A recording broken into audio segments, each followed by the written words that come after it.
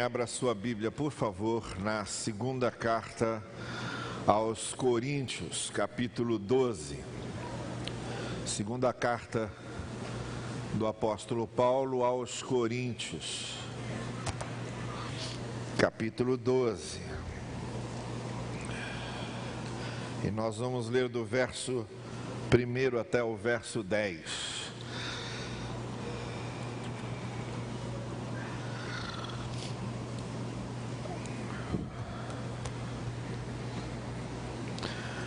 Note, por favor, eu volto a lembrar que as Escrituras não foram escritas em capítulos e versículos. Eu estou sempre repetindo isso, para que você saiba a importância de nós conhecermos o contexto em que certos textos estão inseridos. Os capítulos foram colocados só no século XII, os versículos foram colocados só no século XIV. Inicialmente ninguém escrevia em capítulos e versículos, isso foi colocado posteriormente para facilitar os leitores a acharem os textos. Então, antes de Paulo escrever o que ele está escrevendo aqui, ele está narrando um pouco antes, no final do capítulo 11, todas as suas lutas, agruras, provações. Se você prestar atenção a partir do verso 24, ele vai fazer uma lista de todas as tribulações que ele estava passando na vida. E lá no finalzinho ele ainda vai terminar dizendo que de uma janela na muralha fui baixado numa cesta e escapei das mãos deles, lá no último versículo 11. E talvez os seus leitores pudessem pensar que por causa disso ele estaria contando essas coisas para se vangloriar. Normalmente a gente tem que abrir certas explicações porque os olhos e os ouvidos às vezes são maliciosos e maldosos, sabe? A gente fala uma coisa, a gente diz uma coisa e a pessoa leva para outro lado, interpreta de forma maldosa. Então, para que os seus leitores não pensassem que ele estava se vangloriando de alguma coisa, aí ele começa a dizer o que ele vai dizer no capítulo 12. Já há algum tempo, o Luiz Fernando Veríssimo, o cronista Luiz Fernando Veríssimo, no jornal o Globo, ele dizia que a gente devia ter uma legenda embaixo, para toda vez que a gente fizesse uma brincadeira com ironia, aparecesse aqui embaixo escrito ironia, para a pessoa ter certeza que aquilo era uma brincadeira. Porque tem gente que não sabe entender ironia. Tem gente que não sabe entender certas brincadeiras. Então você fala uma coisa, faz um gracejo, faz uma ironia, a pessoa não entende, leva aquilo a sério. Então ele diz, olha, se a gente tivesse uma legenda era mais fácil, né? Você falava uma coisa e acendia. Isso é uma ironia, para ficar bem claro. E o Paulo está fazendo a mesma coisa, ele precisou parar e dizer, olha, deixa eu explicar aqui que eu não estou querendo me vangloriar do que eu estou dizendo. E aí nesse contexto que entra o que ele está falando no capítulo 12, num contexto maior, dentro de tudo que nós já vimos antes na segunda carta aos Coríntios. Então, por favor, acompanhem comigo essa leitura do texto em que ele diz assim: é necessário que eu continue a gloriar-me com isso, ainda que eu não ganhe nada com isso. Passarei as visões e revelações do Senhor. Conheço um homem em Cristo que há 14 anos foi arrebatado ao terceiro céu. Se foi no corpo ou fora do corpo, não sei, Deus o sabe. E sei que esse homem, se no corpo ou fora do corpo, não sei, mas Deus o sabe, foi arrebatado ao paraíso e ouviu coisas indizíveis, coisas que ao homem não é permitido falar. Nesse homem me gloriarei, mas não em mim mesmo, a não ser em minhas fraquezas. Mesmo que eu preferisse gloriar-me, não seria insensato, porque estaria falando a verdade. Evito fazer isso para que ninguém pense a meu respeito mais do que em mim vê ou de mim ouve. Para impedir que eu me exaltasse por causa da grandeza dessas revelações, Foi-me dado um espinho na carne, um mensageiro de Satanás para me atormentar. 3 vezes roguei ao Senhor que o tirasse de mim, mas ele me disse: minha graça é suficiente para você, pois o meu poder se aperfeiçoa na fraqueza. Portanto, eu me gloriarei ainda mais alegremente em minhas fraquezas, para que o poder de Cristo repouse em mim. Por isso, por amor de Cristo, regozijo-me nas fraquezas, nos insultos, nas necessidades, nas perseguições, nas angústias, pois quando sou fraco, é que sou forte. E é aí que a gente chega então à expressão que foi o tema maior dessas reflexões que fizemos ao longo do mês de janeiro. Aqueles que acompanharam desde o início sabem que nós fizemos 10 reflexões com essa que estamos fazendo agora, 10 mensagens sobre essa expressão de Paulo no final do capítulo 12, quando sou fraco é que sou forte. E estivemos falando aqui justamente sobre força na fraqueza. Só que, como eu disse, para que nós entendêssemos isso, era necessário entender todo o contexto. A pior coisa que existe é nós destacarmos alguma coisa nas Escrituras, é que muitas pessoas costumam fazer. Destacam alguma coisa isolada do seu contexto, da inteireza do texto, e aí vem essas interpretações erradas, absurdas, escalafobéticas. A própria palavra escalafobética já é uma palavra escalafobética. E aí vem essas interpretações as mais risíveis muitas vezes. Por isso eu fiz questão de caminhar com vocês por toda a extensão da segunda carta aos Coríntios, para que a gente compreendesse bem o que é que o apóstolo Paulo estava querendo dizer aqui. Então nós começamos lá falando sobre o que é o conforto de Deus, no capítulo 1, como é que Paulo interpreta esse conforto, como é que Deus nos conforta, qual é o propósito de Deus em nos confortar. Não é só enxugar as lágrimas, não é só pegar no colo. O conforto de Deus tem um propósito muito maior no nosso amadurecimento, no nosso crescimento, na nossa expansão interior. Depois a gente caminhou mais um pouco e vimos o que significa ser conduzido em triunfo por Cristo. Depois chegamos no capítulo 4 e vimos Paulo falando sobre o tesouro que carregamos dentro de nós e das nossas fragilidades. Aí a gente entendeu o que era manter a esperança no desespero, que é o tema de Paulo no capítulo 5. Depois nós fomos um pouco mais adiante e vimos como é que Paulo apresenta o nosso lugar como agentes de reconciliação. Se Deus nos reconcilia com Ele, como é que nós nos tornamos agentes de reconciliação uns dos outros, agentes de perdão, de misericórdia, de compaixão. Depois, um pouco mais adiante, vimos como manter a alegria nos momentos de tristeza e de tribulação, momentos de angústia, momentos de perda. E finalmente, no domingo passado, vimos algumas reflexões de Paulo sobre a filosofia do ter, do possuir, e como usamos isso de certa forma, também para a nossa paz, para a nossa serenidade. E aí nós encerramos hoje com, finalmente, esse último capítulo, quando fica mais claro para a gente o que é que significa ser forte na fraqueza. Como eu disse para vocês, não são as palavras da Bíblia que têm poder, é a palavra como um todo. Não são as expressões, não basta só você ficar repetindo uma expressão, isso não é receita, isso não é fórmula mágica. Não são as palavras espalhadas, mas é a palavra de Deus como um todo, que faz com que nós compreendamos o seu ensino.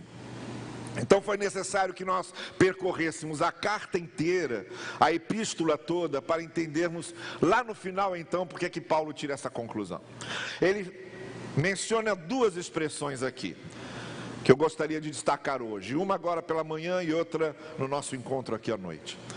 A expressão, a minha graça é suficiente para você, expressão do versículo 9. E a expressão, quando sou fraco é que sou forte, expressão do versículo 10. Então tudo que nós vimos antes deságua nessas 2 expressões. A do verso 9, em que ele ouve Deus lhe dizer, minha graça é suficiente para você. E a do versículo 10, quando sou fraco é que sou forte. Hoje pela manhã eu gostaria de falar sobre essa primeira expressão. Minha graça é suficiente para você. E com extrema reverência e cuidado, porque a ideia da graça é a ideia central do Evangelho. Não foi à toa que a Reforma Protestante começa com Martinho Lutero declarando: sola gratia, só a graça. Ou é a graça ou não há nada. A ideia fundamental da graça é que nós não temos absolutamente nada em nós que sirva para justificar-nos do que somos. A ideia fundamental do Evangelho, e é isso que distingue o Evangelho de todas as outras coisas, a ideia fundamental do Evangelho é que o homem depois da queda, o ser humano após a queda, ele perdeu essa capacidade intrínseca que a imagem de Deus por si só nos daria, de nós sermos aquilo que Deus planejou para nós. Então nós nos tornamos incapazes, por mais bem intencionados que sejamos, de ser aquilo para o que fomos feitos. De fato refletirmos a imagem de Deus que está prensada em nós. Por mais bem intencionados que sejamos, vejam, o nosso problema não é o que fazemos, o nosso problema é o que somos. É o que o Senhor Jesus Cristo resume quando ele diz: os mandamentos reduzem-se a 2. Quando perguntaram a ele qual é o maior dos mandamentos, ele disse: os mandamentos reduzem-se a 2.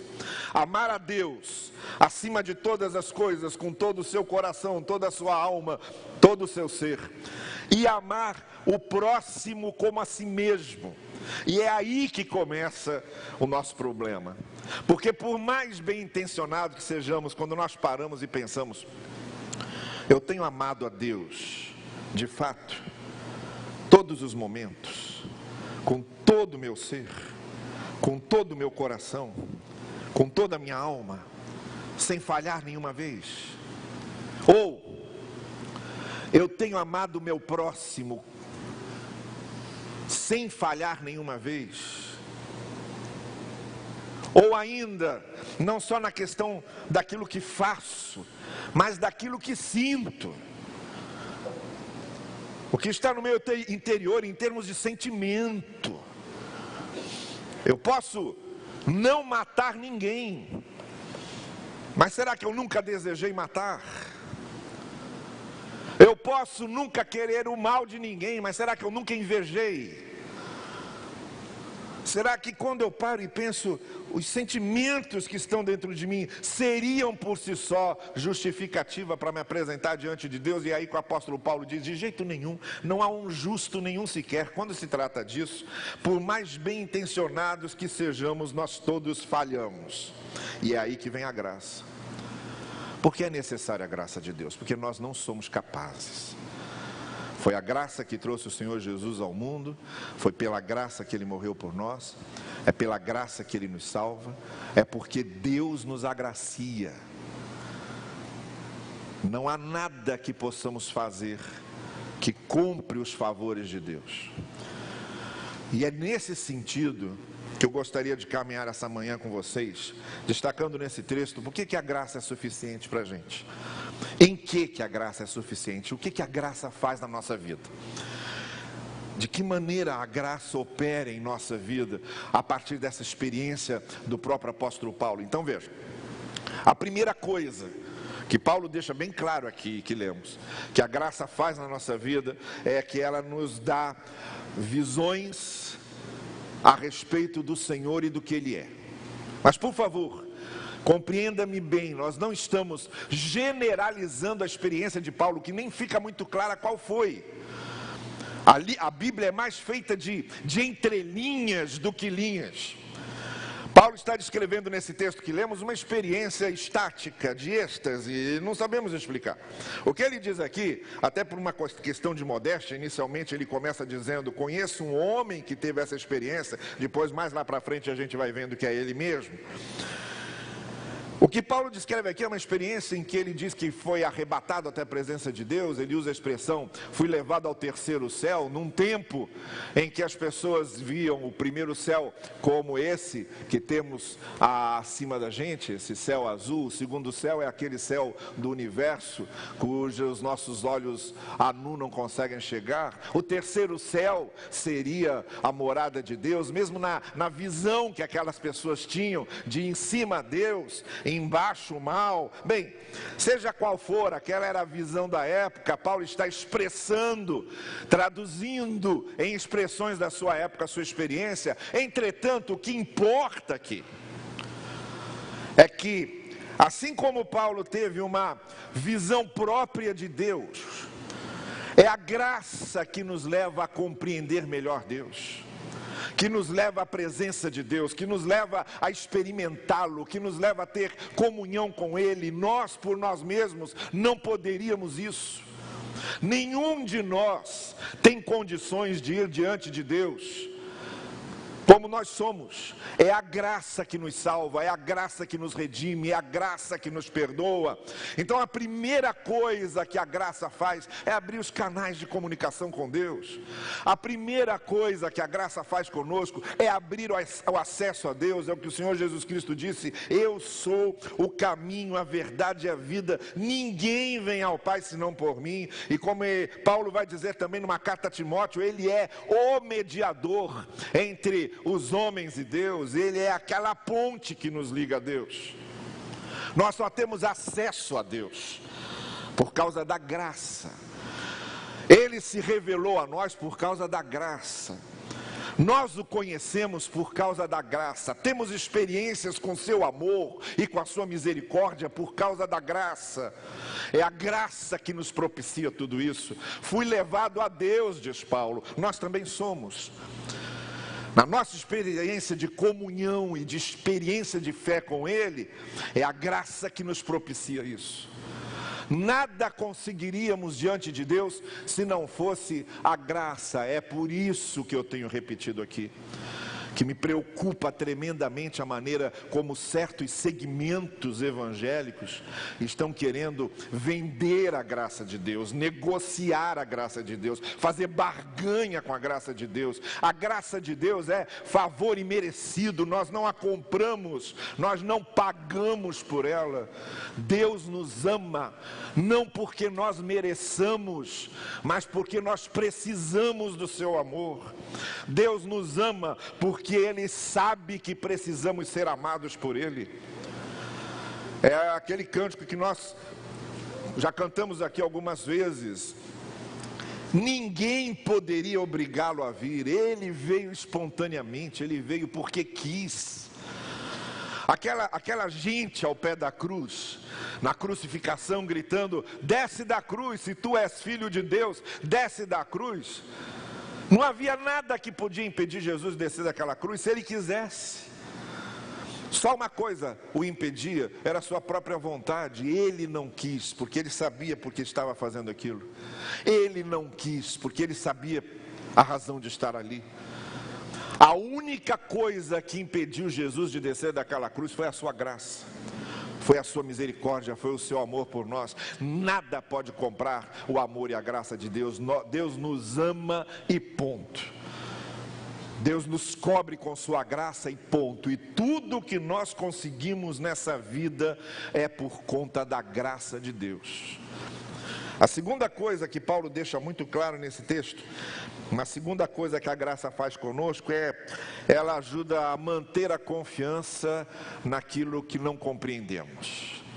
Manter a confiança no meio da incompreensão. Veja que quando ele chega nos versos 2, 4, ele quer dar uma explicação para aquela sua experiência, e ele não sabe exatamente o que aconteceu naquele momento de êxtase, não sabemos o que foi. Ele diz: eu não sei se eu estava no corpo, se eu estava fora do corpo, se foi um sonho, não sei. Ele diz: não sei explicar, eu só sei que aconteceu. Gente, a vida da gente é repleta de coisas que a gente não compreende direito, repleta de mistérios, coisas que a gente não explica. E o que a graça produz em nós é justamente essa dependência submissa e humilde de Deus, mesmo no meio daquilo que não compreendemos, mesmo no meio dos mistérios da vida, dos absurdos da vida. A gente não sabe muita coisa sobre Deus ainda. O que sabemos sobre Deus foi o que Ele nos revelou na sua palavra. Nós não sabemos muita coisa sobre vida e morte. O que temos é através da fé. Nós cremos e confiamos.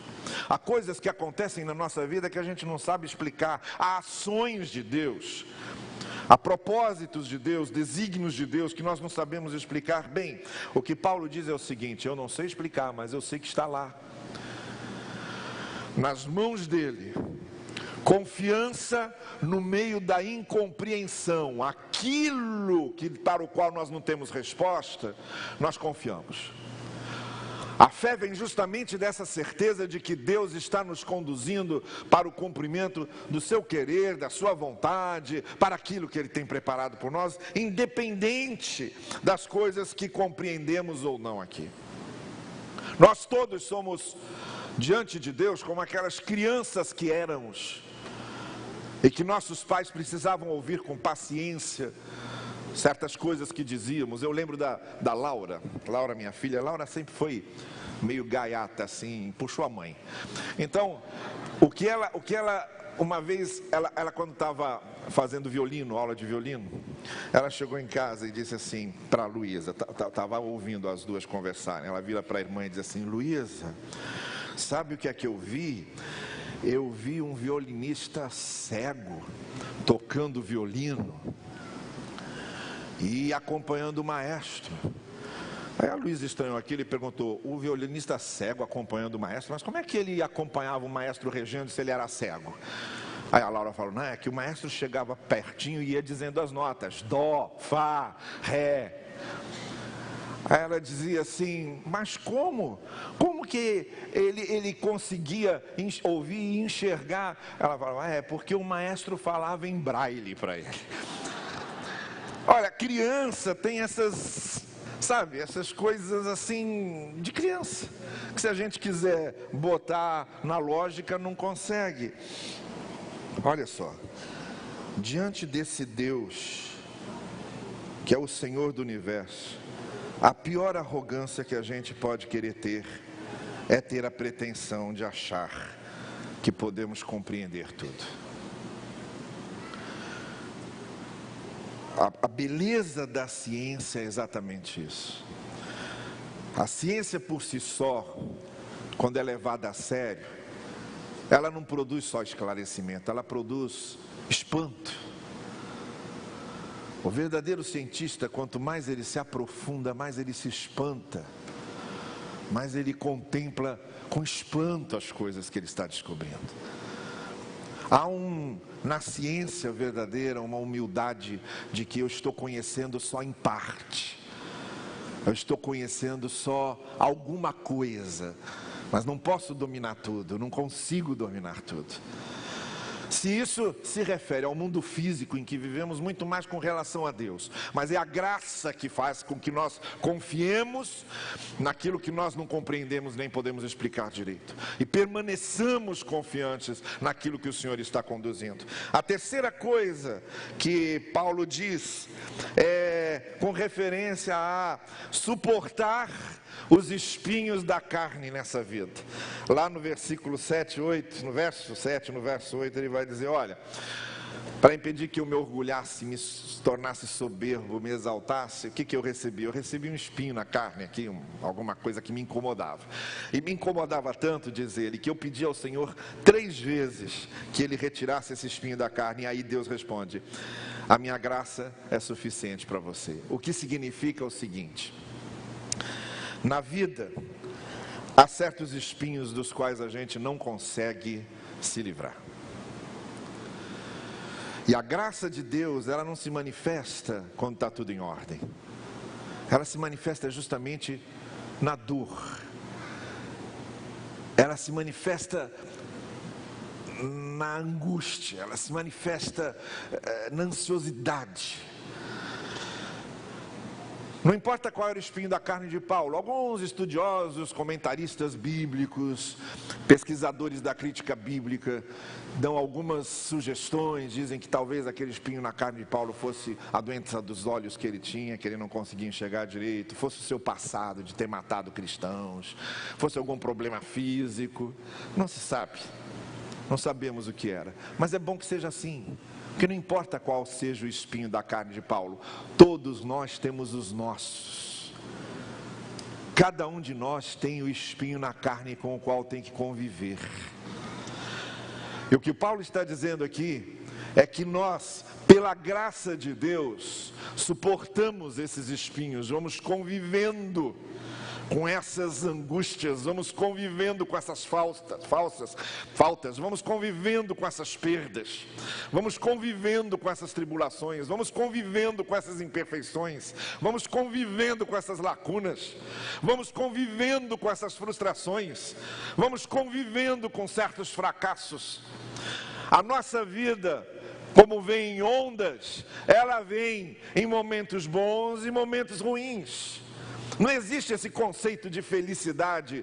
Essa pergunta, você é feliz? Depende. Há dias em que eu estou muito feliz. Há dias em que não estou. Depende do contexto, depende da circunstância. Agora, o que Paulo diz é que no momento em que as coisas não estão bem, em que esses espinhos na carne estão nos ferindo, nesses momentos, a graça de Deus nos ajuda a suportá-los. Nos dá paciência, nos dá tolerância, nos dá amabilidade. Quantas pessoas, eu fui visitar uma vez o seu Joel lá em Teresópolis. Seu Joel tinha levado um tombo, estava no hospital internado, e quando eu cheguei para visitá-lo, ele disse assim: pastor, que bom que o senhor veio, sabe quem acabou de sair daqui? Foi fulano. Aí chegou aqui, começou a conversar comigo e perguntou para mim o que tinha acontecido. Eu falei que eu caí, levei o tombo, dei um problema numa das vértebras. Ele virou para mim e falou assim: ixi, isso aí quando não mata, aleja. Aí comecei a conversar com ele, sabe que eu fui para lá para confortá-lo e saí de lá completamente confortado. Completamente confortado. Eu contei aqui que, Egídio, fui visitar seu pai e que seu pai tinha dito para mim assim: olha, pastor, eu estou sem voz agora para cantar, já não consigo mais cantar, mas eu estou pedindo a Deus que quando eu entrar no céu, eu entre com uma voz muito boa, porque eu quero entrar cantando louvores a Deus pelo que Ele fez por mim. Então a gente às vezes vai visitar certas pessoas e você acha que você é que vai confortar, que nada, você sai confortado, porque tem pessoas que têm uma facilidade tão grande de conviver com os espinhos da vida, não se deixam amargurar, não se tornam pessoas amargas, não se tornam dissabores encarnados, sabe como é? Pessoas que mantêm uma docilidade, uma humildade, uma visão serena.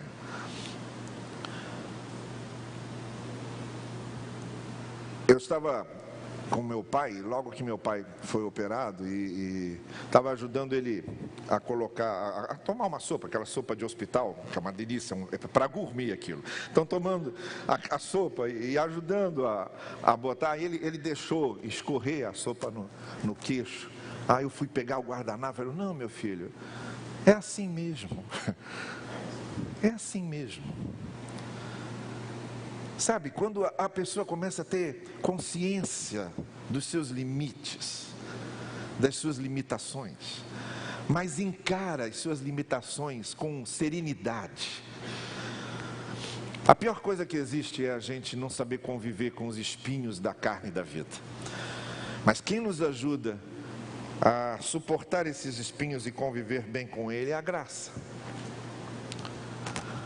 A última coisa que eu quero destacar nesse texto é que a graça de Deus nos ajuda a ter uma visão realista da vida e, ao mesmo tempo, a sentir a presença inspiradora de Deus. E aí Paulo termina dizendo então no verso 9, Deus respondendo para ele, quando ele pede para que o espinho da carne seja retirado, ele diz: a minha graça é suficiente para você, Paulo. Eu não vou tirar o espinho, mas vou te dar uma coisa que vai ajudar você. A graça é suficiente para você.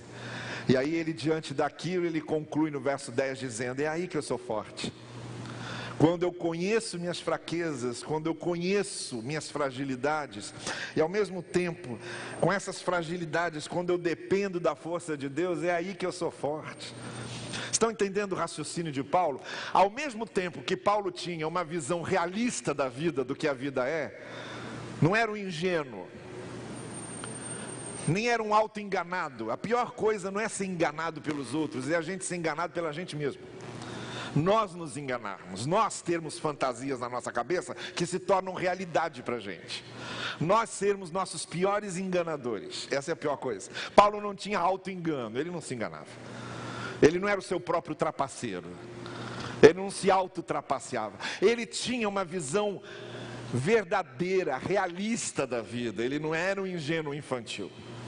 Ele sabia que a vida sim pode provocar espinhos, só que ele tinha uma coisa: ele também tinha experiências com a ação motivadora de Deus, com a inspiração que Deus lhe dava.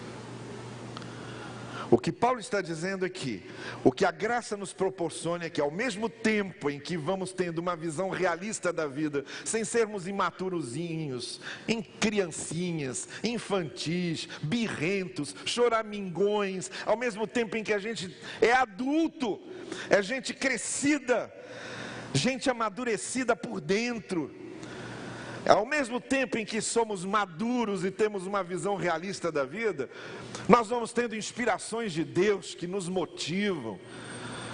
Com a visão da nossa fragilidade é que temos a visão da nossa força, porque a nossa vida está nas mãos de Deus.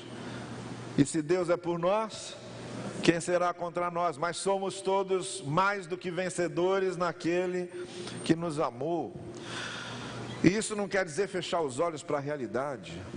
Isso quer dizer abrir os olhos para a realidade, mas saber que estamos nas mãos de Deus e que Deus nos conduz.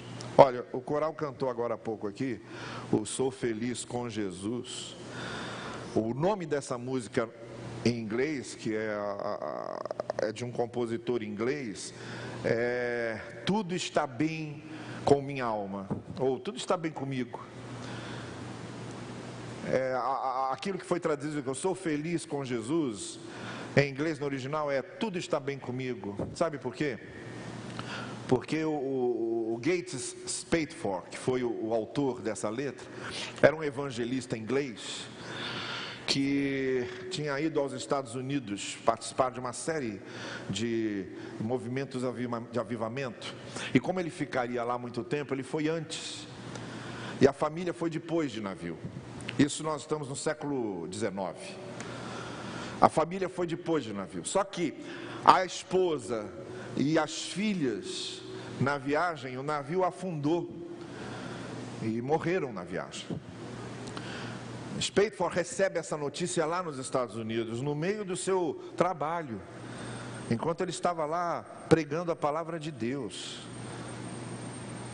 Aí talvez se fosse qualquer um de nós, ele cairia numa depressão profunda e começaria a perguntar: como é que Deus permite uma coisa dessa? Se eu estou aqui servindo a Deus, como é que Deus deixa isso acontecer? Não, ele era um homem de profunda visão realista da vida. Essas coisas acontecem, e no meio de toda a sua tristeza, angústia, ele continuou motivado pela graça, na confiança do propósito de Deus.